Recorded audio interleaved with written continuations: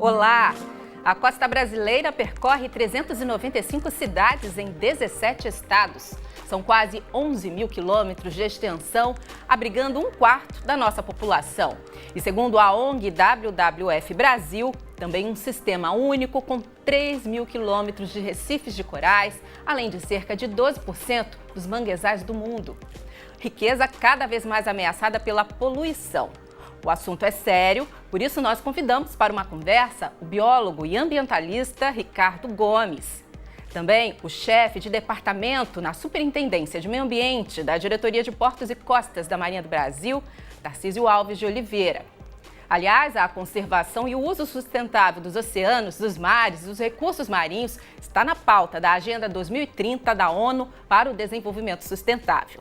Tudo bem com vocês? Tudo ótimo. Bom conversar sobre esse assunto que é sério, né? E infelizmente não está sempre nas nossas rodas de conversa. Ricardo, você acredita que o brasileiro precisa se informar mais, conhecer melhor a nossa costa, a biodiversidade marinha e assim ajudar melhor na preservação?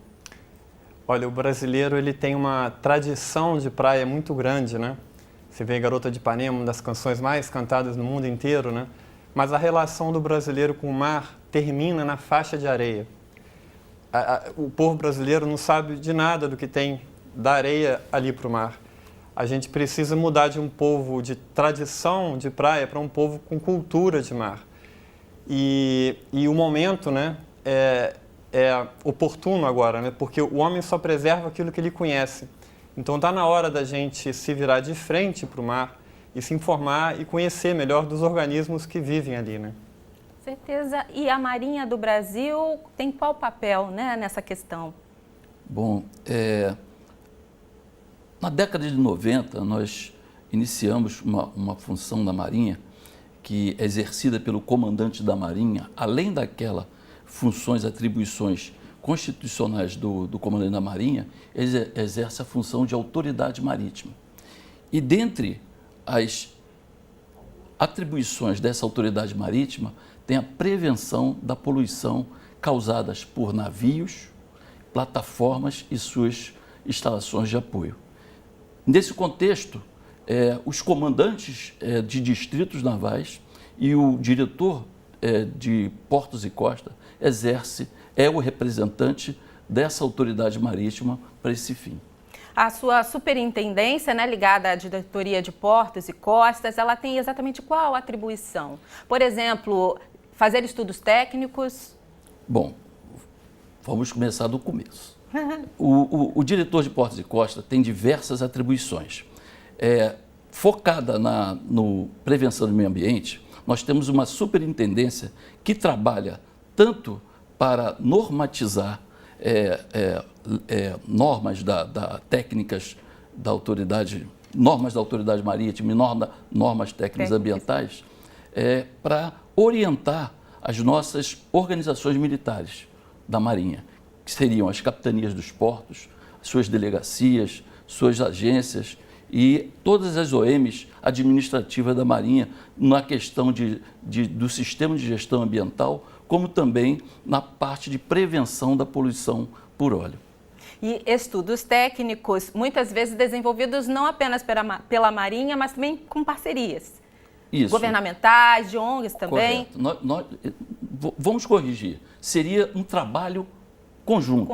Nós faríamos, sempre fazemos parte de grupos de trabalhos interministeriais, junto com o Ministério do Meio Ambiente, junto com o Ministério de Minas e Energia, com o IBAMA, com a Agência Nacional de Petróleo, em prol da prevenção da poluição. Por exemplo, o Plano Nacional de Contingência foi feito por um grupo que a Marinha fazia parte. Esse Plano Nacional de Contingência, ele tem como principal atribuição ampliar a capacidade de resposta de um propenso poluidor. Por exemplo, uma plataforma de petróleo, um navio. Então, nós vamos lá ampliar a resposta com a ajuda, com certeza, das instituições do governo federal. E outros grupos de trabalho, como grupos de trabalho para elaborar uma resolução sobre água de lastro. Nós temos representantes da diretoria de portos e costas que contribuem também para isso. Águas despejadas pelos navios que Águas despejadas pelos navios águas. que cortam nossas águas. Então, tem uma convenção internacional da IMO, a Organização Marítima Internacional, que dita as regras e nós, por meio dessas normas, nós regulamentamos as atribuições, as atividades dos navios na nossa costa. Bom, então a nossa costa não é uma costa de ninguém, ela realmente é observada, ela é vigiada, pelo menos nessa questão de proteção contra esses resíduos lançados por navios e plataformas. Existe esse controle que é ligado a essa diretoria Correto. de portos e costas. Isso. A diretoria de portos e costas, o objetivo dela é normatizar. Agora, os comandos de distritos fazem a patrulha por meio de navios patrulhas no oceano. Fazem inspeção naval e vistoria naval por meio das suas capitanias dos portos, delegacias e agências. Então, nós temos hoje, aqui no Brasil, em torno de 65 organizações militares com essa função de capitania dos portos, capitanias fluviais, delegacias e agências. Tá bom, agora, o controle sobre lixo sólido aqui não é tão fácil. Não é, Ricardo? O Ricardo aqui, durante quase 2 anos, mergulhou no fundo da Baía de Guanabara, onde identificou mais de 60 espécies, algumas raras, e a gente vai exibir para você agora o trailer de um documentário que ele fez em parceria com a ONU. Veja só. Baía de Guanabara.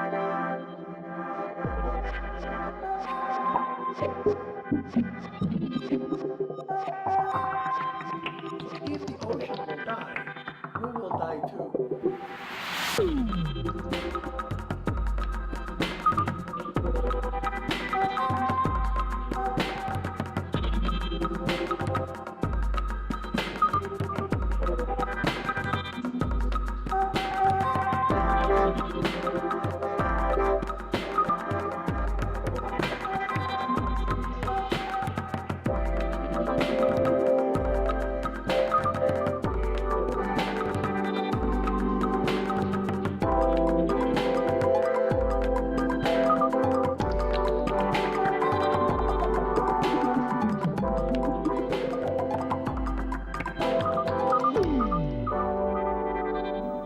Parabéns pelo seu trabalho, viagem incrível ao fundo da Baía de Guanabara. Você também encontrou muita sujeira por lá? Olha, o objetivo desse filme, né, o Baía Urbana, não foi eu encontrar a sujeira, porque essa a gente vê toda hora nas notícias de televisão, né? Eu comecei a fazer esse filme em 2014, quando começaram aquelas matérias já pré-olímpicas, né, falando que a Baía de Guanabara estava morta, que não poderia ser realizado ali as Olimpíadas.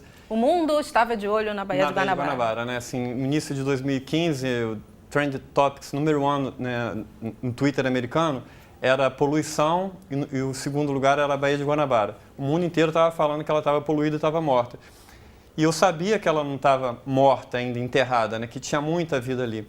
E quando um doente morre no hospital, você vai, enterra e acabou o assunto. Quando ele ainda está vivo, a gente faz de tudo para tentar recuperar. Eu sabia que tinha uma mensagem para ser passada, que era que a Baía de Guanabara estava viva, que as pessoas precisavam conhecer os organismos que vivem ali para elas se animarem a se mobilizarem e fazerem alguma coisa pela Baía de Guanabara. E, enfim, eu comecei a fazer esse filme e logo veio o escritório do PNUD aqui no Rio, junto com a Rio+, me apoiou institucionalmente, né? E acabou levando, o Baía Urbana estreou na primeira conferência do oceano que a ONU realizou agora em junho em Nova York. E a gente conseguiu discutir, né, os estressantes marinhos, todos os problemas que o oceano enfrenta, a gente vê na Baía de Guanabara. A Baía de Guanabara é um grande reflexo do oceano. O mal que a gente faz aqui é o mesmo que as pessoas fazem na Europa, nos Estados Unidos. E quando a gente traz a discussão do meio ambiente para o local onde a gente vive, a gente começa a pensar localmente uma solução global para o problema. Quais descobertas assim, você fez surpreendentes? Encontrou espécies raras ali? Bom, eu vi peixinhos ali na Baía de Guanabara que a gente espera só encontrar nos arrecifes de coral do Nordeste brasileiro, né? tinha um peixe anjo francês, que é o paru, é um peixinho muito bonitinho, que tem em aquário, né? Ele está ali na Baía de Guanabara inteira. Cavalo marinho, o peixe morcego, que é um peixe que ele nada muito mal, ele se apoia nas nadadeiras peitorais e anda pelo chão da Baía de Guanabara. Tartaruga, vi boto, enfim, a Baía de Guanabara é uma das baías, ainda hoje, apesar de toda a poluição que tem nela, é uma das baías com maior biodiversidade de elasmobrânquios, né, que são os tubarões e as raias. Ela ocupa o 5º lugar no mundo hoje, em biodiversidade de elasmobrânquios por causa das raias. Nós temos 7 espécies de raias na Baía de Guanabara. E eu consegui filmar 7 espécies de raias. Eu consegui filmar 6 dessas 7 espécies. Tem uma raia elétrica na Baía de Guanabara, chama treme-treme. Os pescadores, quando pescam ela, têm medo de encostar a mão, porque ela dá um choque potente. Enfim, eu mergulhei na Praça 15, num domingo à noite, embaixo das barcas, e encontrei ali um dormitório de raia borboleta. São arraias grandes, com uma envergadura de 2,5 metros. Uau, e tem lula também?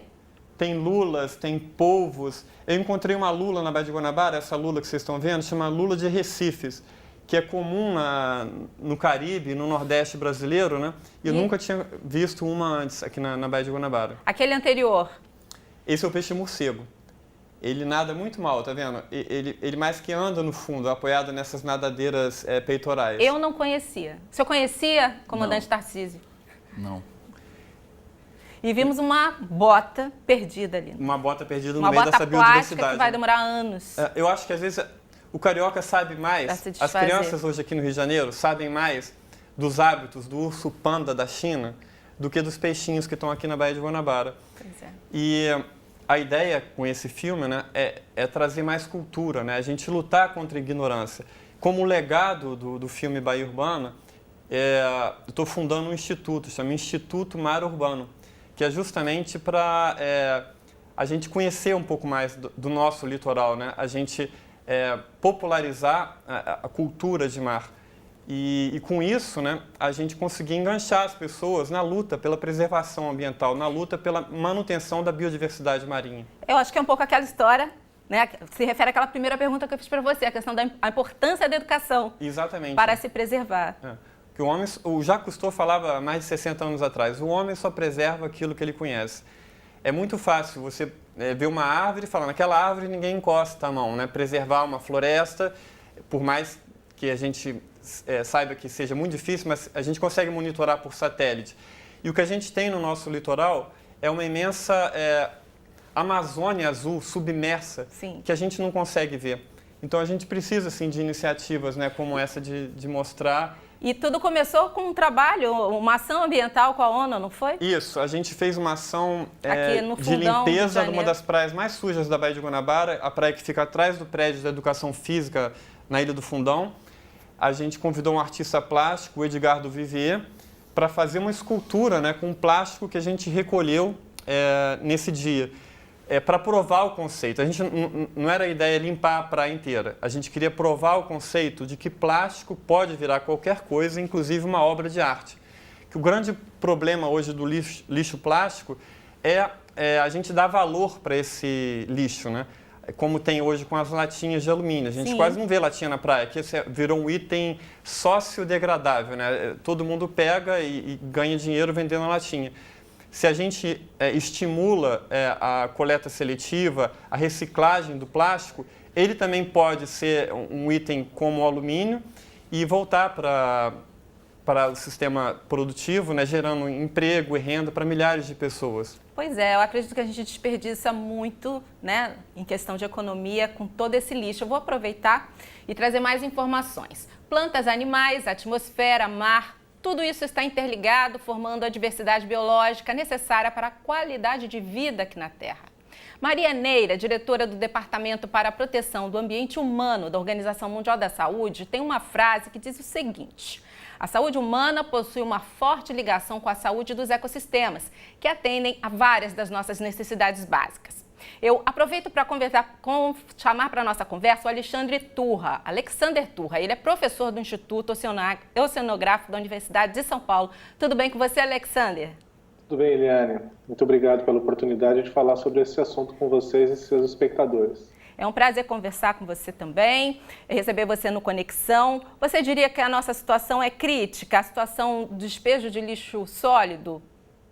É uma situação muito difícil, né? Porque a gente acaba tendo o contato com isso quando a gente vai no ambiente, né? Mas infelizmente a gente ainda não tem um sistema nacionalizado, um sistema oficial que permita com que a gente tenha estatísticas sobre essa questão, né? Então a percepção dos cientistas, a percepção dos artistas, a percepção da sociedade, ela indica que a gente está vivenciando assim uma perda de qualidade dos oceanos, sejam as águas mais interiores, mais próximas à costa, inclusive os rios, né, que trazem muito dessa poluição que acaba chegando no mar, seja ela visível ou não visível, como remédios que saem na urina e acabam indo parar, né, nos corpos d'água e vão para o mar, até os próprios resíduos sólidos, os mais variados tipos.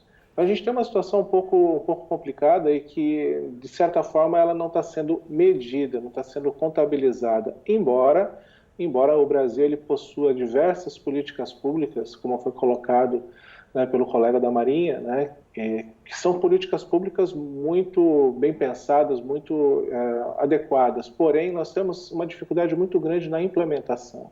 Um exemplo que eu cito dentro do Plano Nacional de Gerenciamento Costeiro é que desde 88 está previsto que nós tenhamos um relatório da qualidade ambiental da zona costeira, e esse relatório ele nunca foi editado, nunca foi produzido, né?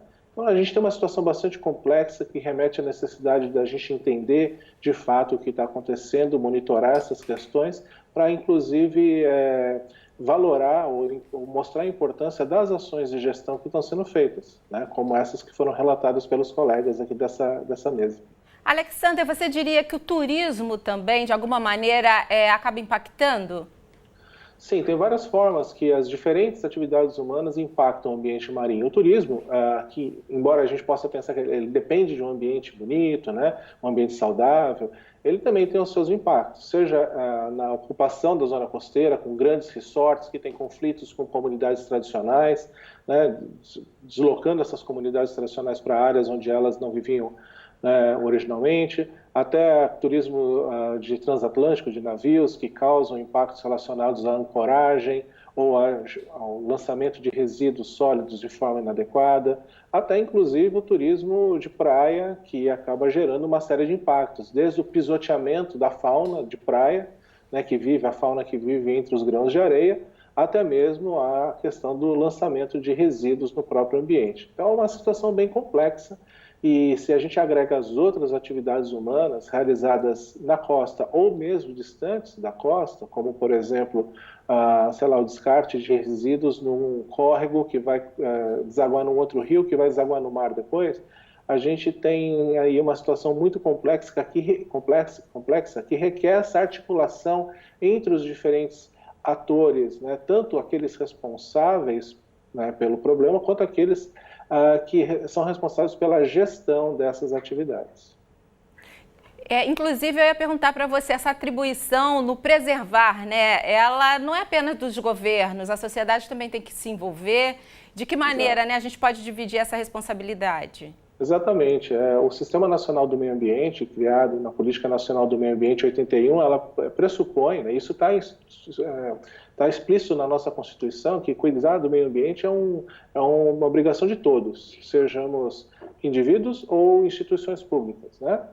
Independe. Então, nós temos, os indivíduos, uma parcela muito importante de culpa e responsabilidade nessa questão, seja cobrando os órgãos públicos competentes, ou seja, fazendo a nossa parte. Na questão do lixo nos mares, que vai gerar no final do ano o primeiro Seminário Nacional de Combate ao Lixo nos Mares, que é uma ação do Plano de Ação Federal da Zona Costeira, ligado à Comissão Interministerial para os Recursos do Mar, mencionada pelo nosso comandante Tarcísio, né? Tarcísio Alves, Isso. Alves da Diretoria de Portos e Costas, é uma ação que vai nesse sentido, de buscar agregar esses atores, buscar identificar o processo que gera esse tipo de poluição e, com isso, fazer uma intervenção de forma a mudar hábitos tanto das empresas, por exemplo, né, do próprio governo, dos cidadãos, para que a situação comece a melhorar. Nesse evento, inclusive, eu não tive a oportunidade ainda de conversar com o Ricardo Gomes, mas acredito que o convite já tenha sido feito, mas a intenção de utilizar, né, de passar esse filme na abertura do evento, né? Pode pedir para ele agora. Ele está sorrindo aqui, inclusive. Tudo bem, Alexandre? A equipe do Ministério já fez esse convite, mas se não fez, como em nome deles, esse convite está sendo feito pessoalmente e virtualmente agora. Aqui. Vai ser possível atender, Ricardo? Não, o Regis estava comigo na conferência do Oceano, né? Ele assistiu a exibição do filme lá e me fez o convite. Eu fiquei muito honrado de poder estar participando aí dessa primeira conferência sobre lixo sólido no mar. Exatamente, estaremos lá. Bom, muito legal. Alexandre, eu quero muito agradecer a sua presença aqui no Conexão, tá bom? Eu que agradeço. Parabéns pelo tema abordado.